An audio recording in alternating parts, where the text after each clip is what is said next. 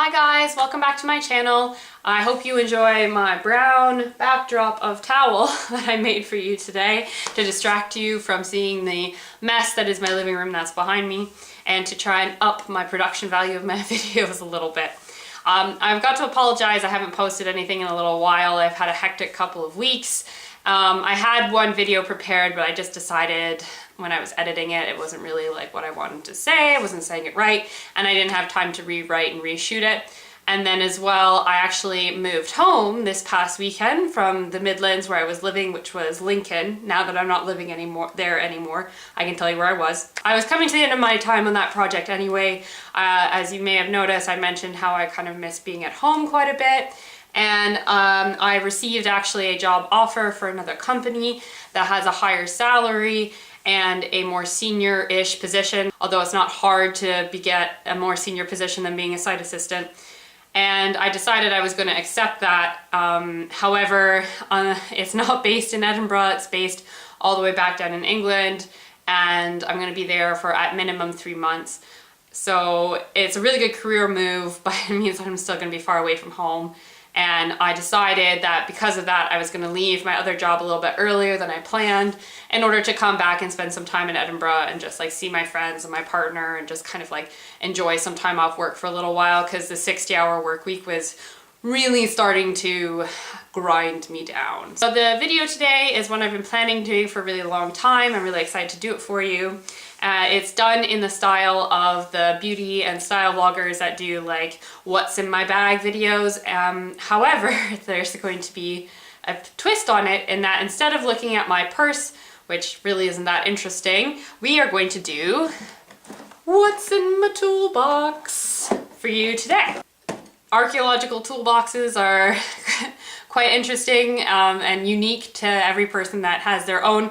As I said before, most of us tend to have our own toolbox that we take into the field filled with little knickknacks that we find helpful for doing our job. So the point of today is to kind of show you what we kind of use, and then also to give tips to anybody who's looking to kit out their first toolbox. Okay, so this is my toolbox that I use and bring out into the field. As you can see, it's quite dirty. It's got lots of scratches on it and everything, and it's not exactly the same color as it was when I bought it.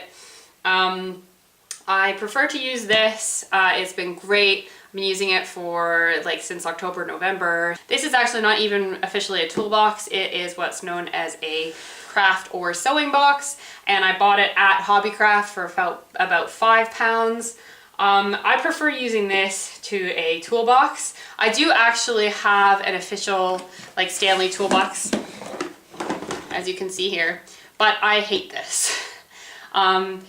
For a couple different reasons. They're about the same size, they carry about the same amount of stuff, but the one down here is just so much easier to organize. One of the things I hate most about toolboxes is that they just don't have a lot of space up here in the lid. So if you look at the underside here, it's filled up by the space for these little things on top. And if you happen to have anything in this upper tray here, and it's not lying flat when you put it back in here, it can be really difficult to make sure it's lying flat when it's in there if you have tons of stuff underneath. And B, it can just be really annoying to close. I've got some spare tools in here, but I don't really use them, so hence why they're not in my official toolbox. But it also, like for organizational purposes, just having just this big space in here, you just lose stuff. They become portals to the abyss, and it's a really irritating to find anything with these kinds of things. So that's why I have chosen to go the non-conventional route and not have a toolbox. Pretty much everyone else I know does, or they have some variant of a toolbox, but I just don't like these, so I don't use it. Considering that I've only had this for about 7-8 months, and considering how much money I paid for it, it's held up surprisingly well. Archaeologists, as a rule, were really, really hard on our equipment. And this has definitely been through the ringer. People have a tendency to just toss it into the back of the van when they're getting the tools in the morning. So I've got like a crack here. This little latch thing has almost disappeared quite a few times. Around at the back, I've broken off like one of the hinges. Yeah, and on the inside as well. One of the hinges over here doesn't work very well either.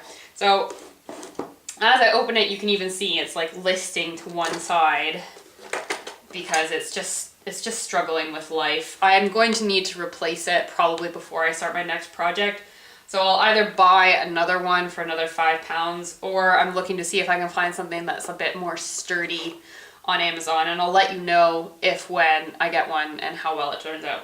So, like I was saying, I like organization and being able to find my stuff with a minimum amount of fuss. So that's what I like about this. It's got the 3 tiers or 3 levels that comes out when you open it up, and it's fairly easy to organize and fit everything and keep stuff separate.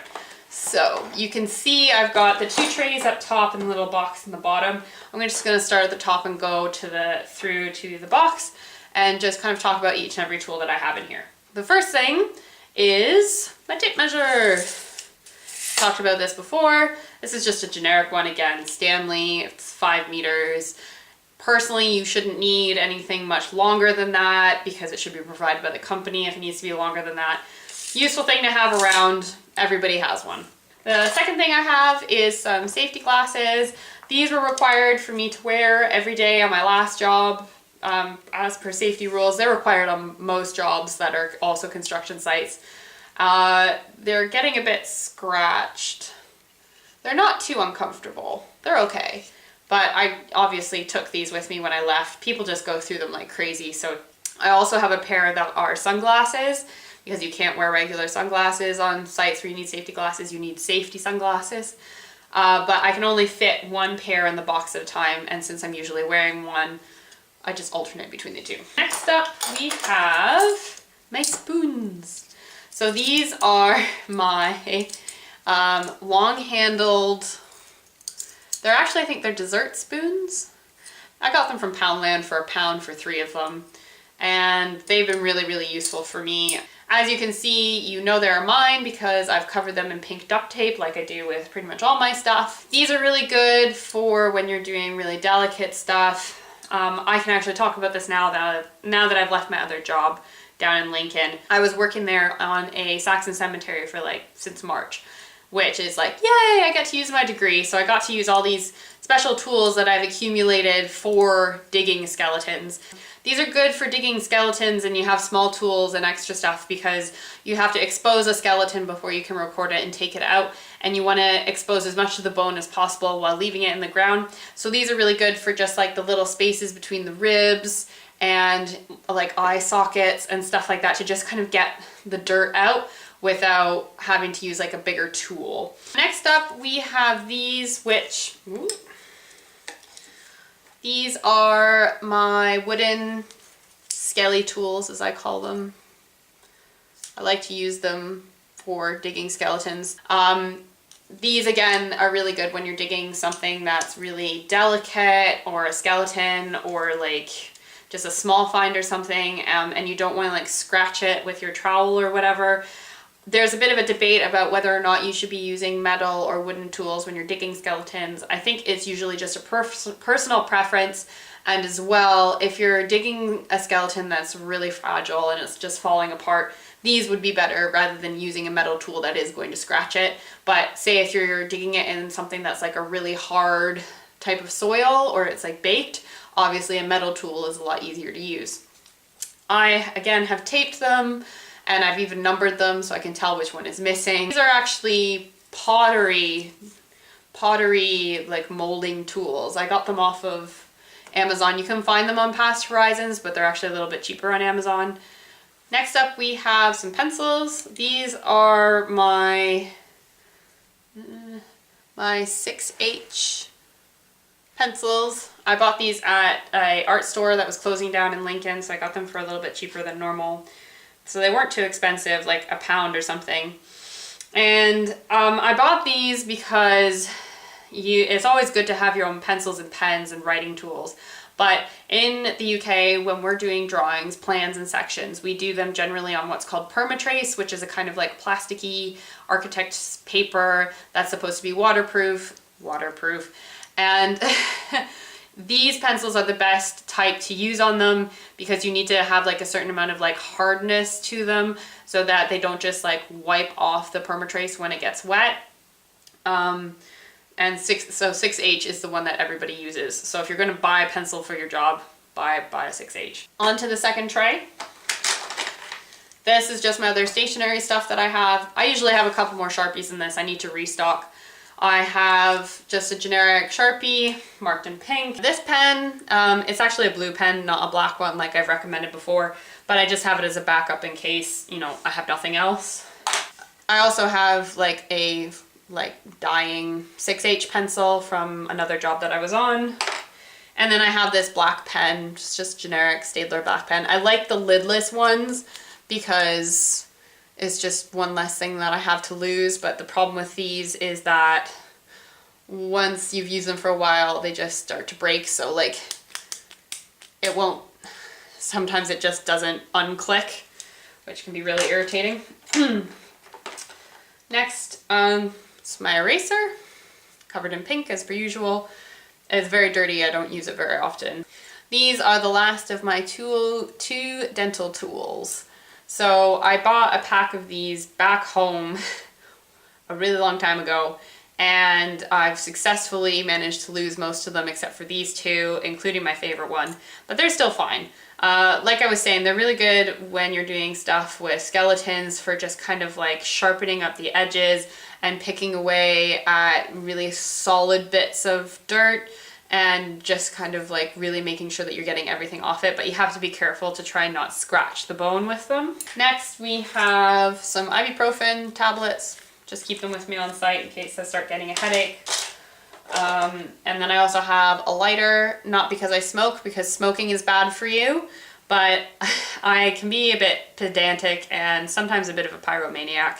And when I have string that I'm using for like a section drawing or marking something out, the ends of it tends to fray a lot, so I use this lighter to just kind of melt the ends of the string sometimes when I'm getting really frustrated with it so that I don't have that fraying problem, because it can also just make it really difficult for like unpicking knots.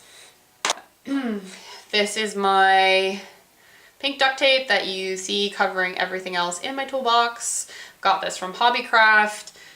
Probably one of the most useful things I have because now everybody knows my stuff is mine. And it shows up pretty well against the dirt. This is my line level, so we use these when we're drawing a section drawing and we need a level string. Again, most of the time this is provided by a company, but I just have my own. I had a really hard time finding this in the UK because I kept on trying to go into a B&Q and asking for a line level. Nobody knew what I was talking about, and they kept on telling me to go to the spirit levels, which is kind of technically what this is. But the spirit levels that they have in B&Q are all like massive. So obviously you can't hang that off a line. I had to end up ordering this online. It doesn't have pink on it because there's not really anywhere for me to fit pink around it where like that's not vital for me to using the tool in the middle. But I haven't managed to lose it yet, which is pretty good. This is my 5cm scale. Useful for if you find a small find that's really tiny and you need to take a picture of it in the field. Generally most like photo kit things that come with you into the field will have a 1 meter, a ½ meter scale, but they don't always have the smaller ones. I've had to use this actually a couple times in the past couple months, so it's been really useful so far. I just kind of, somebody gave it to me while I was on a site once because they had a spare. This is my site knife, as I like to call it. It's an Opinel. I've managed to not completely ruin it. I've seen some of these that are like so rusted they don't even look like a knife anymore. It's quite a large size, you might be thinking to yourself. But I bought this because I wanted to use the ring lock that's around the top to keep it from like coming down and cutting off my fingers. However, it's now stuck, so it's not as fulfilling its intended purpose, but the knife itself is still sharp and still useful for cutting string, cutting fences, or whatever. Technically, I don't think you're really supposed to carry these around with you on the street in the UK, so I kind of keep it at home or at work. I don't take it around with me anywhere. And the next size, this was the smallest size that had the ring lock on it, so I had to get the big one, quote unquote. I actually need to clean it because it's like getting a bit creaky, so to speak. This is also not covered in pink tape because there's nowhere where I can put the pink tape around. Down to the bottom. So first off, we have my banana pencil case. I bought it from Tiger because I thought it was funny. I actually hate bananas. It's just got some pencils that are not 6H in them, so I don't know why I keep those. And then a generic makeup brush that I bought from Poundland, which again is for like small delicate things or skellies for cleaning them up for photos stuff. You've seen these before. These are my trowels, my big one and my small one. This one's a little bit sharper than this one. Both have pink duct tape on it. I almost lost this one last week because my supervisor borrowed it and couldn't find it after, but I got it back. I talked about these in my other video on tools, so I don't really think I need to go into much detail, but they are my #1 tool that I carry, and they do manage to fit nicely into this, which is good because then I don't have to carry them around all the time. And they're quite dirty. This is my leaf trowel. So obviously it's a much smaller trowel than the other ones. Again, I use it for stuff like skeletons or post holes, small finds, whatever. Quite a few people tend to have them. These are my nails. Now, these are from my spare toolbox, and I just realized I should probably restock what's in my actual toolbox. So I'm going to take 4. I keep some at home because they go missing quite frequently. So these are just some long nails. They're good for a variety of things. The #1 thing they get used for is stringing up string for section drawings, because you can put them quite close into the ground, and because they're so long, it means that they're quite firmly in there, so you have less of a chance of your string drooping in the middle while you're doing your drawing. I just got these from like B&Q. Like, they're not hard to find. These are my waterproof tags. Technically, I probably shouldn't actually even have these because they're from the job that I was on. Oops. I just was using them for sample buckets, and I accidentally stole them. So these are called waterproof tags because they are waterproof. So you can write on these with a Sharpie, and if it rains, it's not going to disintegrate. But stuff does get rubbed off them, so keep that in mind when you're using them. These are my clamps, as I call them. I think they have an official name, but I don't know what it is. I've actually been looking for these for a really long time, and I found them in Wilko's in Lincoln. So I bought 4 of them, covered them in pink tape so that I can keep them, because these and bulldog clips, which you use to like attach string to your section drawings, are very valuable, and again, they get stolen quite frequently on site. So they're just useful to have as well, just generically when you need to clamp something together. So yeah, if you see these, pick them up. I had a hard time finding them at B&Q because they only had the massive ones. They didn't have ones these size. So if you see them, get them. I also have these Past Horizons cards in here, which I've mentioned before. They are really useful just for anybody, not just for beginners. For example, I haven't done any plans for since September. I also haven't done any section drawings since like February.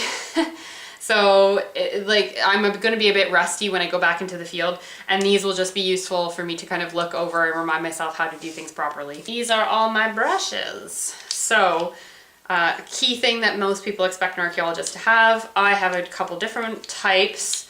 So these 3 here are makeup brushes, bought cheaply from Pound Stretchers, Poundland, whatever. I like them because they're a little bit softer, so for stuff like skeletons or something really delicate where you don't want to be, again, scratching whatever you're brushing, they're really good for that, and they have good coverage. I haven't covered them in pink, but they're makeup brushes, so everybody knows they're mine.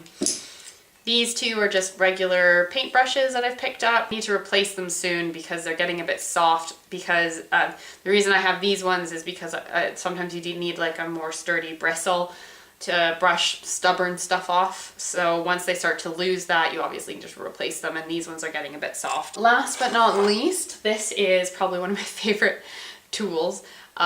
This is my gravy ladle. So I bought this off of Amazon, and I had a coworker. The reason I got this is I had a coworker who had something that was a little bit bigger that he had gotten from Lakeland, and he was using it when we were doing skeletons to like just scoop some of the loose dirt out from a bit of an awkward tight spot where you couldn't fit a hand shovel, and obviously a trowel, like you can't scoop something out with it.